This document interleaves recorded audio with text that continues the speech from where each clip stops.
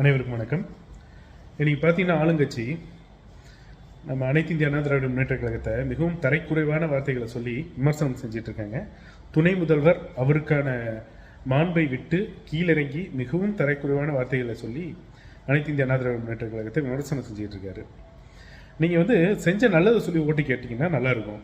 மக்கள்கிட்ட எதுவுமே இல்லாதப்ப இப்படி தான் ட்ராக் மாற்றி விடுறதுக்கான சில வேலைகளை எப்போவுமே திமுக சூப்பராகவே செய்யும். அந்த வேலையை தான் இப்போ செஞ்சிட்டு இருக்காங்க. இன்னும் சொல்லப்போனால் மத்திய அரசுக்கிட்ட அதிமுக அடிமையாக இருக்குது அப்படின்ற மாதிரி நீங்கள் ஒரு சொல் இன்னைக்கு சுற்றி வந்துகிட்டு இருக்கு. ஒரே ஒரு விளக்கம் மட்டும், ஒரே ஒரு சின்ன கேள்விகள் மட்டும் நான் உங்கள்கிட்ட கேட்டுக்கிறேன். எடப்பாடியார் ஆட்சி காலத்தில் ஒரே வருஷத்தில் பார்த்தீங்கன்னா ஒரு 11 மருத்துவக் கல்லூரியை கொண்டு வந்தோம் தமிழக மக்களுக்காக. அதை யாருமே அவங்க வீட்டில் கட்டிக்கல.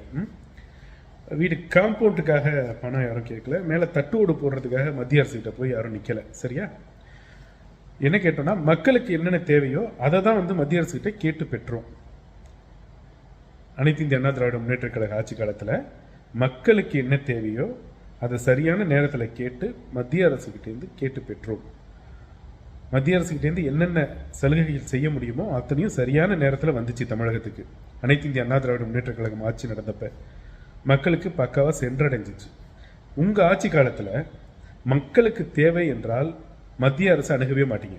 அதுவே உங்களுடைய அமைச்சர்களுக்கு ஒரு ரெய்டு வருது, உங்களுடைய ஆளும் திமுகவோட குடும்பம் இருக்குல்ல, அந்த குடும்பத்துக்குள்ள ஒரு ரெய்டு வருது அப்படின்னா அடுத்த நாளே பதறிக்கிட்டு டெல்லிக்கு போய் இருக்கிற அத்தனை மத்திய அமைச்சர்களின் காலையும் தொட்டு வணங்கி அதிலிருந்து தப்பிப்பதற்கு ஏதாவது வழி கிடைக்கிறதா என்று ஆராய்ந்த நீங்கள் எங்களை அனைத்து இந்திய அண்ணா திராவிட முன்னேற்ற கழகத்தை குறை சொல்ல என்ன தகுதி இருக்கிறது உங்களுக்கு?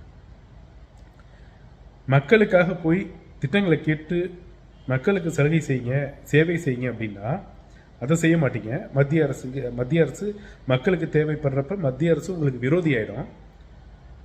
எப்போ உங்களுக்கு தேவையோ நீங்கள் உள்ளே போகாமல் தப்பிக்கிறதுக்கு ஏதாவது வாய்ப்பு இருக்கிறதா அப்படிங்கிறத ஆராயறதுக்கு மட்டும் இங்கேருந்து ஃப்ளைட்டை பிடிச்சி டெல்லிக்கு போய் எல்லாரோட காலையும் வேண்டி விரும்பி விலை தெரியுதில்ல. நாவடக்கம் தேவை. எங்களுக்கும் பேச தெரியும், மிகவும் தரைக்குறைவாக எங்களுக்கும் பேச தெரியும். எங்களை அப்படி வளர்க்கலை, நாங்கள் அப்படி வளரலை.